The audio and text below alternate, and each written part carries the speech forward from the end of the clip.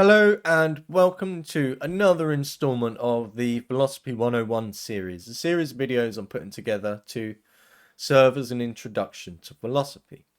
But not just an introduction to the ideas of philosophy, but my hope is to go a step further than that and to actually provide you with a set of tools that you can use to actively engage in the act of philosophy. So today we're going to begin our exploration of political philosophy. In the last video, we finished our exploration of the philosophy of religion, so now we're moving on to politics. How exciting.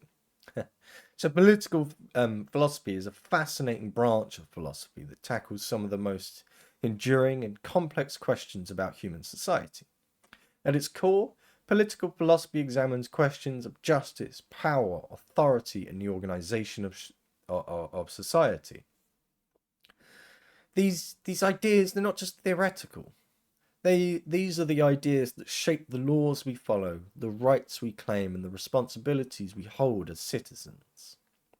By exploring these questions, we engage with the principles that underpin governance, individual freedoms, and social structures. Political philosophy is particularly important because it provides the framework for understanding how we interact as members of a community. It challenges us to think about what makes a society fair, how authority should be exercised, and what obligations we owe to one another. These are not abstract concerns. They are the foundation of debates about real-world issues like taxation, healthcare, education, and civil liberties. Throughout this module, so this video and the few that follow, we're going to draw the some of the connections between these theoretical ideas and contemporary political challenges, all with the hopes of better understanding the principles that guide our own societies. So the agenda for this video is, as it always is pretty simple. So we are going to start by attempting to sort of define exactly what political philosophy is and how we differentiate that from something like political science, which is an important distinction. And then after that, we're going to think about some of the key questions in political philosophy. And once we've delved into that, we are going to think about something that we call the social contract tradition, which is a very important concept. And afterwards, we're going to explore the concepts of justice and equalities, which are both concepts that we're going to explore in greater depth in later videos. And we're also going to think about some of the contemporary applications of political philosophy. So, what is political philosophy? Well, let's begin with a clear understanding of what political philosophy is and how it differs from other disciplines. So political philosophy seeks to answer fundamental questions about how society should be organized and how power should be distributed. Unlike political science, which focuses on analyzing how politics works in practice, political philosophy asks what we call normative questions, which are questions about what ought to be.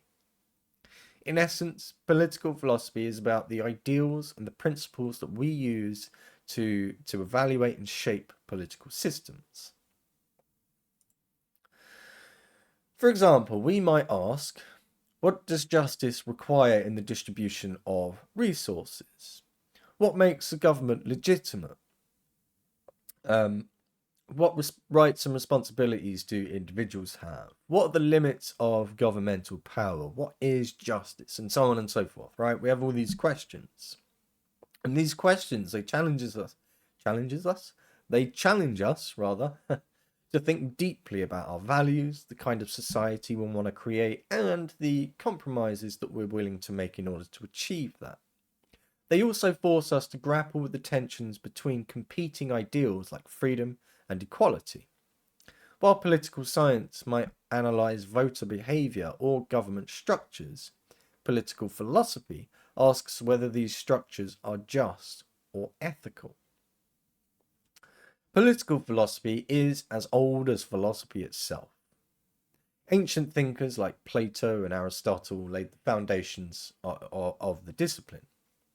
In his incredible work, The Republic, Plato explored the concept of justice and proposed an ideal society led by philosopher kings, wise rulers who prioritize the common good. Plato believed that justice was achieved when everyone in society performed their designated roles, guided by rationality and wisdom. Aristotle, on the other hand, took a more empirical approach in his politics. That was actually what the great work of Aristotle's was called, Politics. Um, so yeah, he took a more sort of empirical approach in examining the strengths and weaknesses of different forms of government, from democracy to oligarchy. He emphasized the importance of moderation and balance in governance. Fast forward to the modern era, and we encounter figures like Thomas Hobbes, John Locke, and Jean-Jacques Rousseau. Each of these thinkers grapple with the relationship between individuals and the state, including ideas like the social contract, natural rights, and the general will. Hobbes focused on the need for a strong central authority to prevent chaos, while Locke emphasized individual rights and limited government. Rousseau, in contrast, highlighted the collective good and argued for a social contract that prioritized the general will.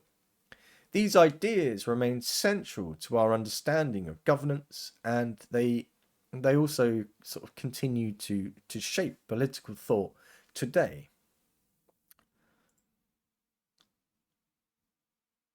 So, why do you think questions about justice and authority have been central to human thought throughout history? So consider some specific historical examples, such as the Magna Carta, the French Revolution, or the Civil Rights Movement. How have these events reflected enduring concerns about power, rights, and fairness? So let's think about this. And I do want you to pause the video and jump in the comments and answer. Share your thoughts on it. But there are some things you might think about, right? So you might think about, you might say something like justice and authority are central because they define how societies organize themselves and resolve conflicts. Or you may try that again. Or you may say something like the Magna Carta established limits on power, highlighting the enduring need for accountability in authority.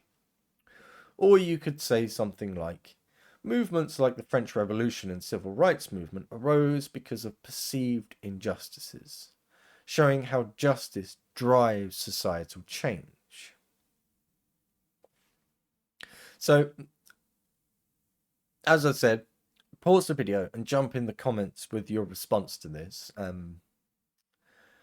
It's not only a point of interest for me to read your responses, and for other people to read your responses, but it's also important because it forces you to actually start thinking about these things. It's all well and good sitting here watching the video, but the information doesn't mean anything or isn't particularly useful unless you put it into practice. And these questions throughout this video, and actually all the videos in this series, are aimed towards getting you to actively think about these things and not just regurgitate other people's ideas, but actually, you engage your critical thinking skills and come up with your own answer.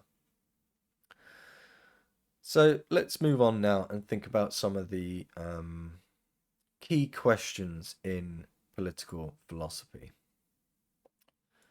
So we'll start with justice, right? So let's delve into it. Justice is one of the most important and contested concepts in political philosophy. So what does it mean for society to be just? At its core, justice often involves fairness in distributing resources, opportunities, and rights. But what fairness entails has been the subject of much debate, basically endless debate. So let's think about some examples. So should fairness mean strict equality where everyone gets the same resources, or should it consider individual needs and contributions? So thinkers like John Rawls and Robert Nozick have provided contrasting answers to this question. Rawls, as we'll explore later, emphasizes fairness as equity, designing principles of justice that benefit the least advantaged. He introduces the idea of no, that wasn't right. He introduces the idea of original position. That's what I was trying to say, and another concept that he calls the veil of ignorance. And he introduces these as thought experiments to ensure impartiality in designing a just society. And we will look at those in a bit more detail. So, Nozick, on the other hand, argues for respecting individual property rights and minimizing state intervention. He critiques Rawls by asserting that justice is about respecting voluntary exchanges rather than redistributing resources. So there's, as you can see on the screen, there's a couple of different approaches to justice. There are many, but these are the sort of the main ones, right? So we have distributive justice, which is, focuses on how should goods and resources be distributed. And this includes debates about equality versus equity. And we also have retributive justice. How should wrongdoers be punished? Should punishment be proportional to the crime? And we also have social justice. How can systemic inequalities based on race, gender, or class be addressed? So let's think now about authority and power. So another central question in political philosophy concerns authority. What makes authority legitimate? Why should we obey the laws imposed by a government? Philosophers have proposed various answers to these questions. Some argue that authority stems from traditions such as hereditary monarchy. Others, like John Locke, emphasize consent, the idea that legitimate authority arises from the agreement of the governed. So Max Weber provided a helpful framework for understanding authority by identifying three types: traditional authority, charismatic authority, and legal rational authority. So traditional authority relies on established customs and practices, whereas charismatic authority is based on the personal qualities of the leader. And legal rational authority derives from laws and procedures. So this is a type of the type of authority most commonly associated with like modern democracies, where power is legitimized by adherence to rules and constitutions. So each of these forms of authority has strengths and weaknesses, and understanding them helps us to evaluate different like political systems. For instance, charismatic authority can inspire great loyalty, but may also lead to instability when the leader's influence wanes. Legal rational authority, on the other hand, provides stability but may lack the personal appeal that motivates individuals to act. There are some key questions in sort of embedded in all of this, right? So why should we obey laws? When is it justified to resist authority? And how do systems of power maintain legitimacy over time? Now, I do want you to think about these questions and jump in the comments and attempt to answer them, right? But there are some potential answers to each of these questions, right? So the first one, why should we obey laws? Or maybe you don't like the wording of that.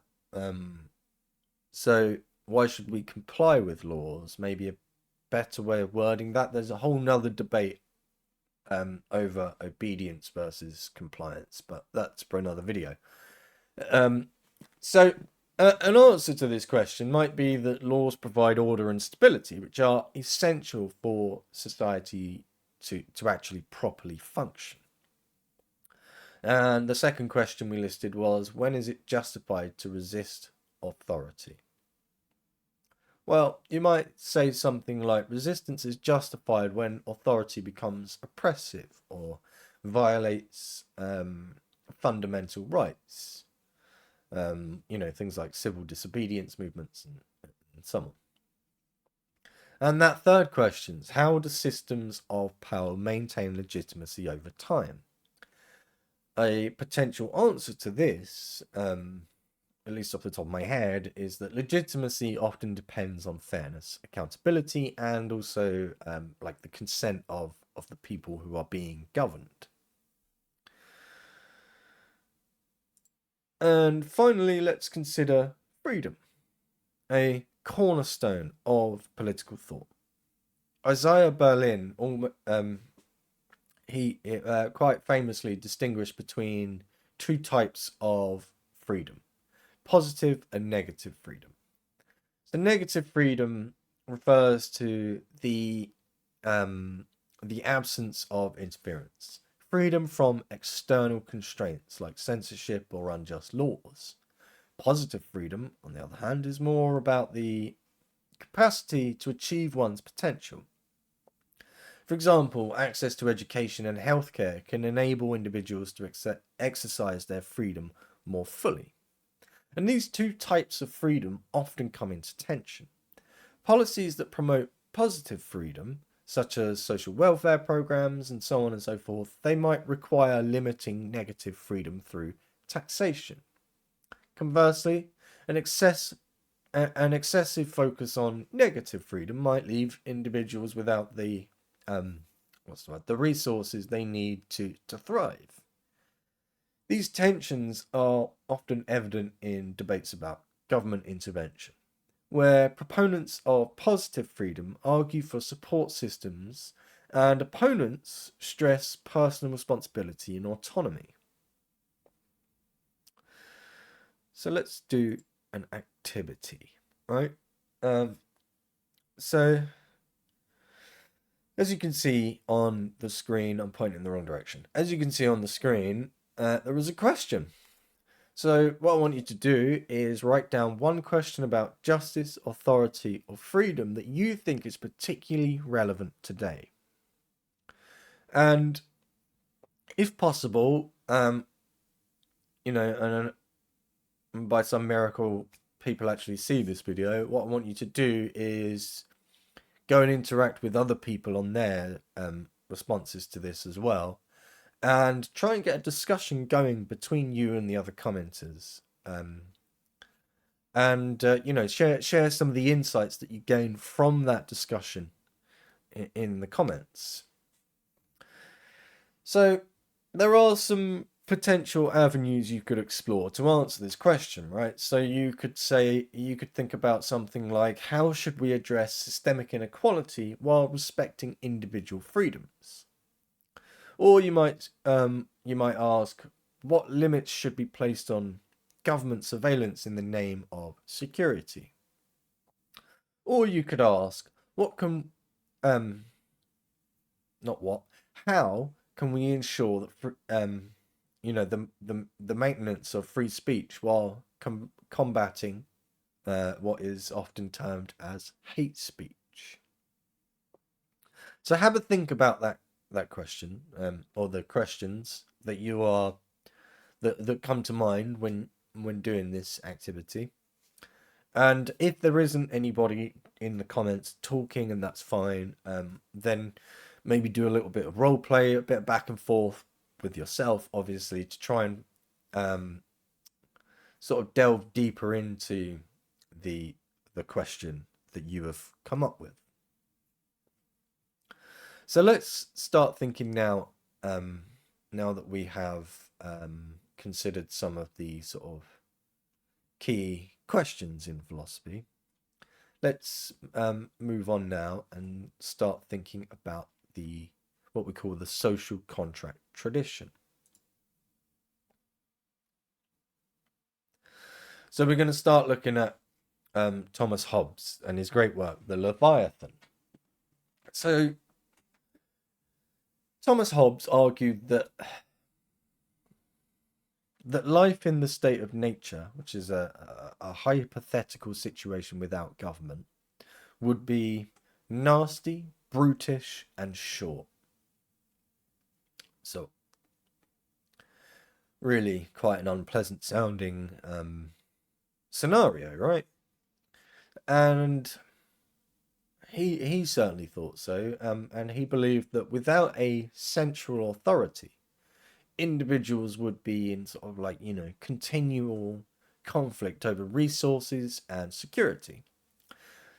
As a result, Hobbes proposed a social contract to escape this chaotic state, where individuals surrender some of their freedoms to a sovereign in exchange for peace and order. This sovereign, or Leviathan as he put it, has absolute power to enforce laws and prevent society from descending into anarchy. So, as you can see from the slide on that side, when Hobbes talked about life in a state of nature, he was essentially describing, as is on the slide, a war of all against all, a free-for-all, a battle royale, so to speak.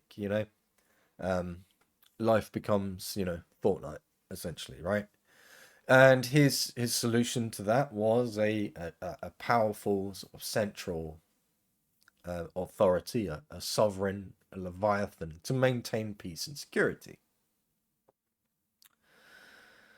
So that was Hobbes' version of the social contract.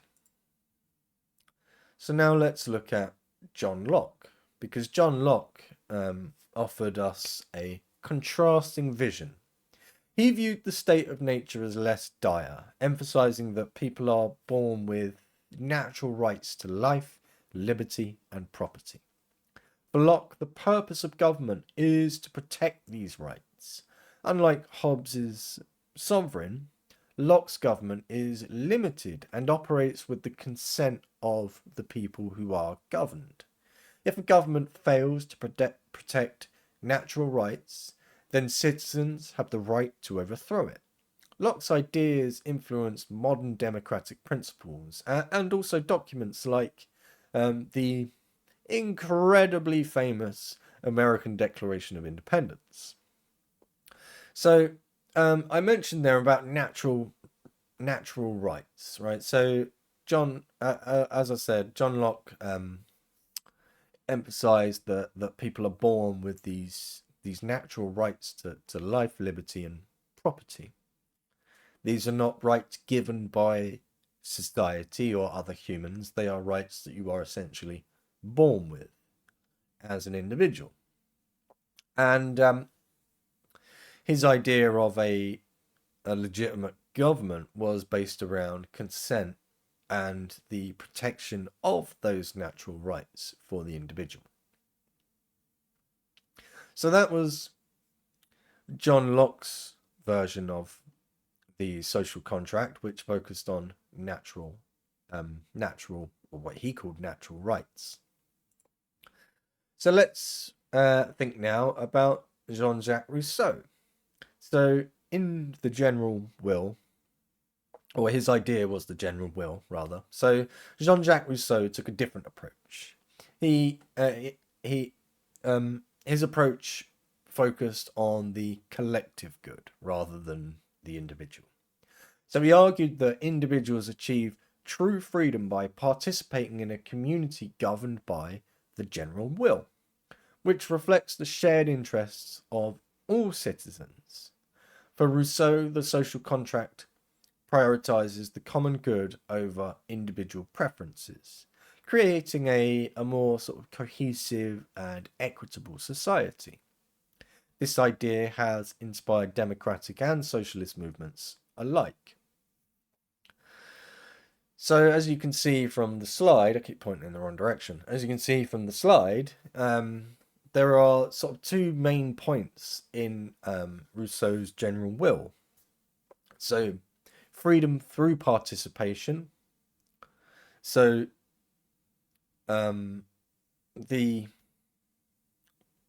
the idea that true freedom for the individual is gained by sort of participating in that community that's governed by what he called that general will. So that's freedom through participation. And when he talks about the general will, what he means is what we would use in sort of like natural language. What he really means is prioritizing the common good of the collective, essentially. So let's get into an activity. Which social contract theorist, so Hobbes, Locke, or Rousseau, which of those do you agree with most and why? So jump in the comments, obviously pause the video, but jump in the comments and answer that question. It's a matter of great debate in the world even today, so it's very, very much worth thinking about, and it's an activity very much worth doing, because not only does it enable you to sort of work through each idea in your head, the act of writing it down forces you to articulate it in a way that not only makes sense to you, but is actually presentable to the world around you. So pause the video, jump in the comments and answer that. So there are some potential responses to this question, right? So I'm just going to give sort of one potential response for each of the three philosophers that we've discussed. But there are a multitude of potential responses that you could give beyond what I'm just sort of reeling off the top of my head. So we'll start with Hobbes. So you could say that you agree more with Hobbes because of his emphasis on stability and security in chaotic times. Or you might say that you agree with Locke for advocating individual rights and limited government. Or you might say that you sort of lean towards, or that you agree with Rousseau for prioritizing collective welfare and participatory governance. That was a mouthful. So if you haven't done that already, go and answer that question. And when you come back, we're going to move on and think about the concepts of justice and equality. So you have returned. Fantastic. So justice and equality. We're going to start. We're going to look at John Rawls' ideas around this. Then we're going to think about Robert Nozick, and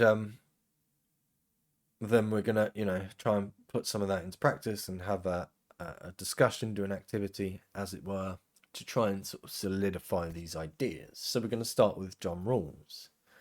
So John Rawls introduced a groundbreaking framework for understanding justice. He imagined a hypothetical original position where individuals design the rules of a society behind a veil of ignorance, meaning that they don't know their own social status, wealth, or abilities in this society that they're designing. And this, in theory, ensures that the principles they choose are fair to everyone. And as you can see from as you can see from the slide beside me,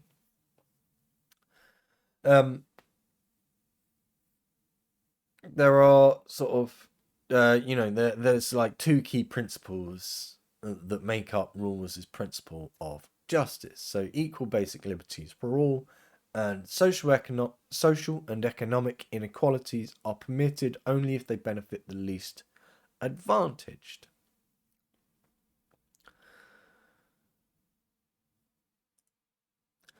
Robert Nozick, he critiqued Rawls by emphasizing individual rights and the importance of voluntary exchanges.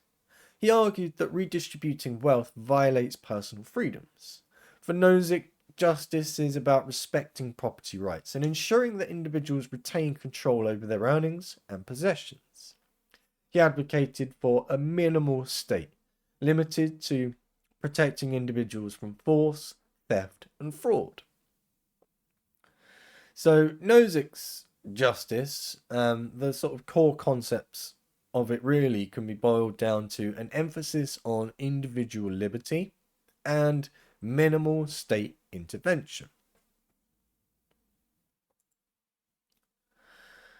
So how would Rawls and Nozick respond to modern policies like universal healthcare or progressive taxation? Which perspective do you find more compelling and why? So again, I want you to pause the video, jump in the comments and respond. So you might think about things like Rawls might support these policies as benefiting the least advantaged, or you might think about something like Nozick might oppose them as an infringement on individual property rights. Or you could use examples, right, like welfare programs or education reforms and so on to illustrate your points. But I really want you to have a think about this and jump in the comments and, share your thoughts in the comments. And after you've done that, we have another activity. So now that you've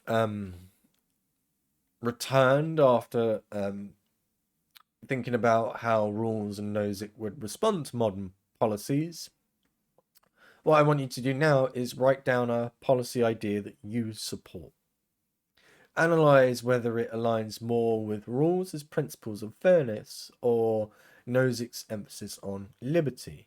And more importantly, share your reasoning in the comments, obviously.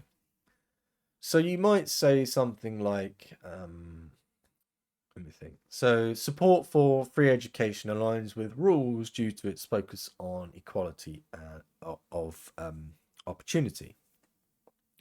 Or you might say something like advocacy for lower taxes aligns with Nozick's emphasis on individual rights. So yeah, pause the video, answer that question, and once you return, we will move on.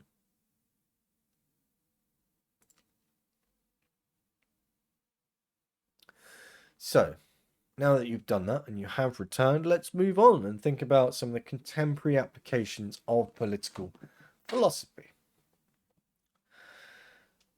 So political philosophy, it remains deeply relevant to contemporary debates. Questions about justice, freedom, and authority underpin issues like climate change policy, surveillance, economic inequality, and human rights. So let's consider some examples, right? So I've got on the slide beside me some applications of political philosophy. So we'll start with climate change. So balancing individual freedoms with the need for like collective action. What was the next one? Technology and privacy. So navigating surveillance and the right to privacy. Economic inequality. So addressing wealth gaps addressing wealth gaps while respecting individual property rights. What was the fourth one? Global governance. So considering the role of international institutions in promoting justice. So let's think, right? Let's do another activity, another question, as it were. So how can we apply the ideas of justice and authority to climate change? Should governments impose strict regulations, even if it limits certain freedoms, in order to protect future generations? So this is an important one, right? This is a big one. And I want you to, again, as with all of these, pause the video and respond in the comments. So you might think about things like how Rawls might argue for policies that benefit the least advantaged, such as like renewable energy subsidies for low-income communities. Or you might say that Nozick might oppose extensive regulations as overreach, favouring voluntary market solutions instead. Or you might say something like Rousseau might emphasise the collective good, advocating for participatory decision-making processes. So have a think about that, right? And jump in and respond. These are important questions.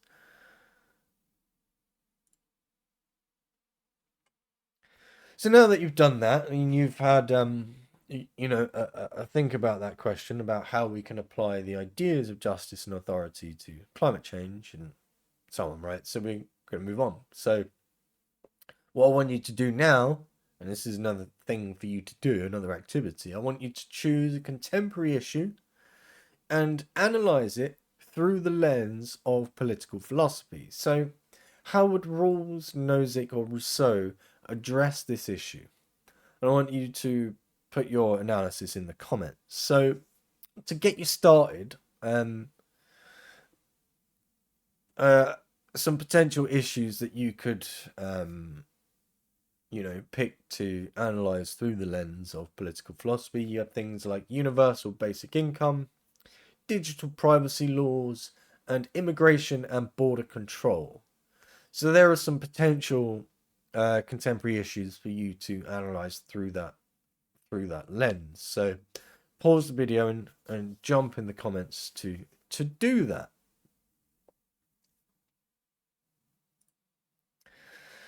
So as we've seen today in this video, political philosophy provides a framework for understanding that, let me try that again, a framework for understanding and addressing some of the most pressing issues in society. And I can't speak today. So by engaging with these ideas, we not only gain insight into the principles of governance, but also equip ourselves to participate more thoughtfully in political debates. So to wrap up, I'd like you to reflect on the concepts that we've discussed. Which philosophers' ideas resonate with you the most? How can these ideas inform your perspective on contemporary political challenges? To distill that perhaps down into a better question, or a better, more appropriately worded question, just write a brief paragraph answering the question on the screen, which is, which concept or philosopher from today's lecture do you find most relevant to contemporary issues and why? And obviously post your response in the comments. That would be fantastic. So let's get rid of this slide now. So that's our or the beginning of our exploration of political philosophy. There is more to come on this. There's a few more videos in this module. So there is more to come. This is the starting point, right? So there's lots that we've gone through in this, and quite a lot of this is going to be explored in greater detail in later videos. So obviously look out for those. But if you've got this far and you thought it was interesting or informative, then please like the video and subscribe to the channel. That would be fantastic for me. But more importantly, it tells YouTube that you are interested in these things. It tells the algorithm that you're interested in this topic. You're interested in philosophy and so on, right? So what YouTube will then do is start showing you other creators that are talking about these things as well, which means that you are not pinned down or tied down to any one particular interpretation. We do all, after all, have an interpretation engine between us and the world. So the more interpretations of these ideas that you're exposed to, the more objectively you're going to be able to think about these ideas and actually form your own particular perspective and worldview around these issues. So it would be a wonderful thing, I think, to widen your perspective in that way. And one small thing you can do to achieve that is liking this video and subscribing to the channel. So thank you very much for that. And thank you, more importantly, for your time today. It's been wonderful to share. I hope you enjoyed it. I very much appreciate your willingness to get this far in a video, listening to someone as boring as me talk endlessly. So thank you very much. I really appreciate that, and I look forward to seeing you on the next one, where we are going to dive deeper into the concept of justice, examining how it has been applied in different philosophical traditions, and we're going to explore some like case studies in modern philosophy. So I really hope to see you there. Thank you very much, and goodbye.